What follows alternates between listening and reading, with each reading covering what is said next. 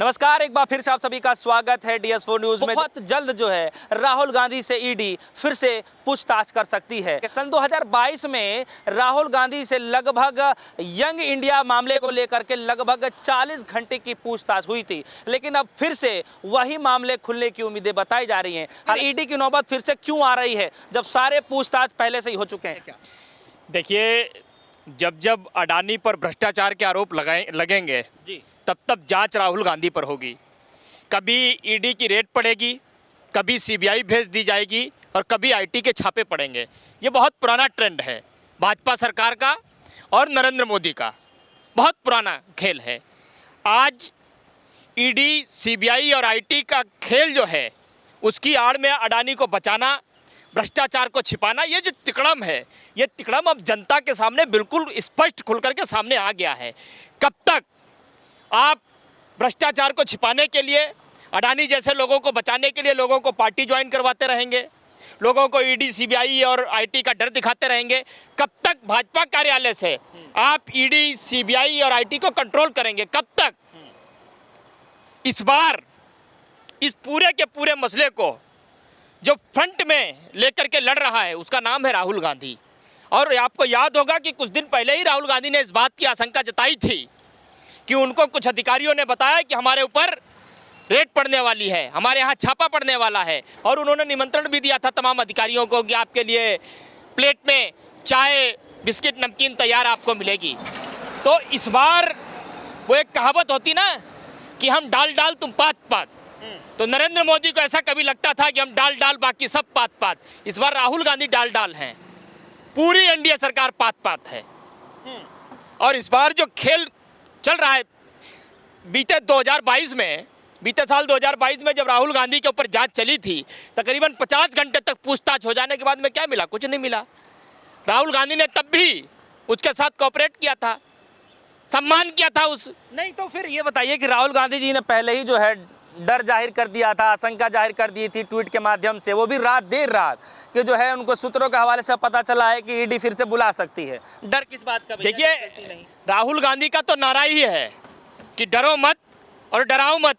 यही बात वो नरेंद्र मोदी जैसे लोगों को सिखाने का प्रयास कर रहे हैं, देश की जनता में एक संदेश देने का काम कर रहे हैं। और इसलिए जो काम होने वाला था वो काम राहुल गांधी ने पहले ही बता दिया, क्योंकि ईडी, सीबीआई और आईटी जैसे संस्थानों में काम करने वाले तमाम अधिकारी सशंकित हैं, डरे हुए हैं, परेशान हैं, शोषण का शिकार हुए हैं बीते 10 सालों में। पहली बार उनको मौका मिल रहा है कि विपक्ष बहुत मजबूत है और विपक्ष का नेता उससे भी ज़्यादा मजबूत है। तो राहुल गांधी वो शख्स हैं जिनसे हम अपनी दिल की बात, दुख, दर्द, तकलीफ की बात उनसे हम कर सकते हैं। अच्छा, क्यों लग रहा है कि जो है ईडी फिर से उनको बुला सकती है? क्या? देखिए, सिंपल सी बात है, नरेंद्र मोदी अडानी को बचाना चाहते हैं, उनके भ्रष्टाचार को छिपाना चाहते हैं। और जब से हिंडनबर्ग की रिपोर्ट आई है, या हिंडनबर्ग की रिपोर्ट दूसरी या तीसरी आई है, हिंडनबर्ग की रिपोर्ट ने एक तरीके से, सिलसिलेवार तरीके से सब कुछ खोल करके रख दिया। अब आप बताइए कि जिन फर्जी कंपनियों के ऊपर जांच करने के लिए सेबी का गठन किया गया था, उस सेबी के माध्यम से जांच करने वाली महिला ही वो इनके साथ संलिप्त है। तमाम विदेशी कंपनियां, और मैंने आपको पहले भी कई बार बताया था कि 16 से ज़्यादा फर्जी कंपनियां जिनका कोई डॉक्यूमेंट ही नहीं है, कहीं कुछ लिखित प्रमाण ही नहीं है उन कंपनियों का, ऐसी फर्जी कंपनियों में उस महिला का भी जो है संलिप्त होना, अडानी का संलिप्त होना, एक बुच नाम का व्यक्ति है उसका संलिप्त होना, ये तमाम चीज़ें स्पष्ट करती हैं कि इसके तार किस तरीके से नरेंद्र मोदी से जुड़े हुए हैं। और मैंने आपको कहा था कि 20,000 करोड़ रुपए, राहुल गांधी ने कई बार इस बात का जिक्र किया कि वो बेनामी पैसा जो जनता का है, वो किस तरीके से फर्जी रूप में इनकी अडानी की कंपनियों में कैसे आया, कहां से आया, किसका है, इस बात का जवाब तो उन्होंने 1 साल पहले मांगा था। अच्छा, ये एक बात बताइए कि चलिए देखिए, सन 2022 का जो है मामले को जिक्र किया जा रहा है और जो है तमाम मीडिया में चलने लगा है कि राहुल गांधी जी को जो है बहुत जल्द ईडी बुला सकती है। और हालांकि राहुल गांधी जी ने पहले ही आशंका जाहिर करी थी, लेकिन सवाल ये है कि राहुल गांधी जी ट्वीट करके ये बता रहे हैं, क्या लगता है कि अब वो जो है सपोर्ट चाहते हैं कि जनता जो है उनके सपोर्ट में आ जाए? अरे जब ईडी को पूछना होगा तो ले जाएगी पूछने के लिए। वो किसी का सपोर्ट नहीं चाहते हैं। राहुल गांधी के पास जनता का सपोर्ट है, देश का सपोर्ट है। वो सपोर्ट नरेंद्र मोदी को देना चाहते हैं। वो सपोर्ट एनडीए सरकार को देना चाहते हैं। और इसीलिए तो आगे से चल करके कह रहे हैं कि तुम ईडी भेजने में, सीबीआई के छापे डलवाने में, आईडी की रेट डलवाने में इतना टाइम क्यों लगा रहे हो? हम तो बता रहे हैं, हम तो तैयार हैं पूरी तरीके से। तो वो तो सपोर्ट इनका करना चाहते हैं। सवाल अब ये उठता है कि हिंडन वर्ग ने जिस तरीके से भंडा वोट किया है, उसके बाद नीतीश और नायडू का क्या होगा? वो इनके साथ रहेंगे या यहाँ से बाहर निकल जाएंगे? सबसे बड़ा सवाल इस समय ये है। हिंडन वर्ग की रिपोर्ट आने के बाद में एनडीए सरकार संकट में पड़ गई है और नरेंद्र मोदी के चेहरे पर ये जो संकट की सिकन दिखाई दे रही है, वो सिकन किसी को दिखाई नहीं दे। अडानी का नाम किसी तरीके से बाहर नहीं आए, भ्रष्टाचार की खबरें टीवी पर नहीं चले, इसलिए मैं बता रहा हूँ, इसलिए वो ईडी जैसा रेट का माहौल बना करके खेल खेलना चाहते हैं। ये कह रहा हूँ, हिंडनबर्ग रिसर्च का जो है रिपोर्ट है, उस पर जो है तमाम विपक्षी पार्टियां घेरने की कोशिश कर रही हैं, सेबी को घेरने की कोशिश कर रही हैं। इसमें आप लोग बीजेपी को क्यों लपेट लेते हैं? हमने बीजेपी को तो कहा ही नहीं है। बीजेपी का तो बंटाधार हो चुका। बात मैं एनडीए सरकार की कर रहा हूं, जिसका नेतृत्व अमानवीय तरीके से, गलत तरीके से, अमर्यादित तरीके से, अलोकतांत्रिक तरीके से नरेंद्र मोदी कर रहे हैं और जिनका सपोर्टिंग स्टाफ बनकर के नीतीश और चंद्रबाबू साथ दे रहे हैं।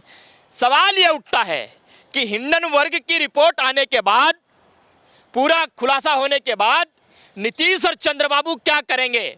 इन भ्रष्टाचारियों का साथ देंगे या इनसे अलग होकर वो एक नई सरकार का गठन करेंगे? सवाल यह उठता है और यही सवाल जिसका जवाब जनता के पास जल्दी आने वाला है। ये जवाब ना आ पाए, इसीलिए ये ईडी जैसे खेल, ईडी जैसी ब्रेकिंग न्यूज टीवी पर चलना शुरू हुई है। आप समझिए इस बात को। तो क्या लगता है कि इस पूरे मसले को घुमाया जा रहा है? 110%, कोई दोहराई नहीं है इसमें, कोई तोहमत नहीं है इसमें। और राहुल गांधी इसीलिए चाहते हैं कि ये बात गुमराह नहीं हो, इसलिए वो स्पष्ट तौर पर स्वागत कर रहे हैं ईडी की रेट का। इसलिए तो वो बता रहे हैं, आइए आप, हम आपको चाय पिलाएंगे, बिस्किट खिलाएंगे, नमकीन खिलाएंगे, आप अपना काम करिए, हम अपना काम करेंगे। जी देखिए, पिछले बार जब ईडी की जब पूछताछ हुई थी, तब राहुल गांधी को लगभग 3 से 4 दिन के भीतर करीब 40 से 45 घंटे का जो है पूछताछ लगभग हो चुका था। लेकिन सवाल ये है कि पिछले बार जब पूछताछ हुई तब राहुल गांधी जी के इमेज पर क्या डेंट आया, और अब इस बार पूछा जा रहा है और अगर बुलाया जाता है तो क्या लगता है कि उस छवि में कुछ बदलाव देखा जा? देखिए, पिछली बार जब जांच पड़ताल हुई थी, तकरीबन 40 से 45 घंटे राहुल गांधी बैठे, नॉन स्टॉप उनसे सवाल पूछे गए, उन्होंने जवाब दिए। उनकी छवि पर कोई डेंट नहीं पड़ा था, बल्कि उनकी छवि और निखर करके जनता के सामने आई और जनता ने देखा पहली बार, यार गजब का नेता है, डर ही नहीं लगता है इसको। ईडी के पास 1 घंटे बैठने में लोगों के पसीने छूट जाते हैं, ये 4-4 दिन बैठने के बाद में भी उसी कॉन्फिडेंस में है। अब राहुल गांधी को 40 घंटे क्या 400 घंटे भी अगर बैठना पड़े, ईडी 4 दिन नहीं, उनको 400 दिन बैठाए पूछताछ करे, तो भी राहुल गांधी को कोई फर्क नहीं पड़ने वाला। फर्क नहीं पड़ेगा, कोई फर्क नहीं पड़ने वाला। इमेज तो राहुल गांधी की पाक साफ होकर के जनता के सामने आ गई। इमेज पे फर्क तब पड़ा था जब नरेंद्र मोदी ने इस देश के बजट का 10% हिस्सा ही राहुल गांधी की छवि को बदनाम करने में लगा दिया था, तब जरूर पड़ा था। लेकिन वो सब फेल हो गया, सब निराधार साबित हो गया। एक सुंदर तस्वीर, एक राहुल गांधी की सुंदर इमेज एक बेहतरीन नेता के तौर पर जनता के सामने खुलकर के आ चुकी है। अब फर्क नहीं पड़ता, ईडी की रेड पड़े फर्क नहीं पड़ता, सीबीआई आए फर्क नहीं पड़ता, आईटी के छापे पड़े, कोई अंतर नहीं पड़ता उस बात का।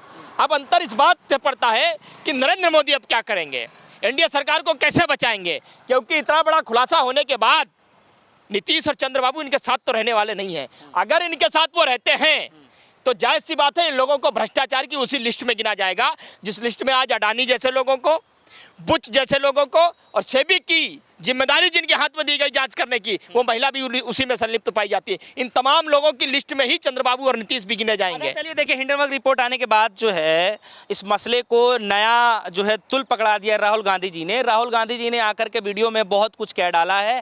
राहुल गांधी जी ने यह भी कहा है कि क्या जेपीसी जांच होगी, और जो है क्रिकेट का जो है एग्जाम्पल देते हुए बता रहे थे कि एम्पायर वही, तो कैसे किस तरीके से इस पर जाँच हो सकती है।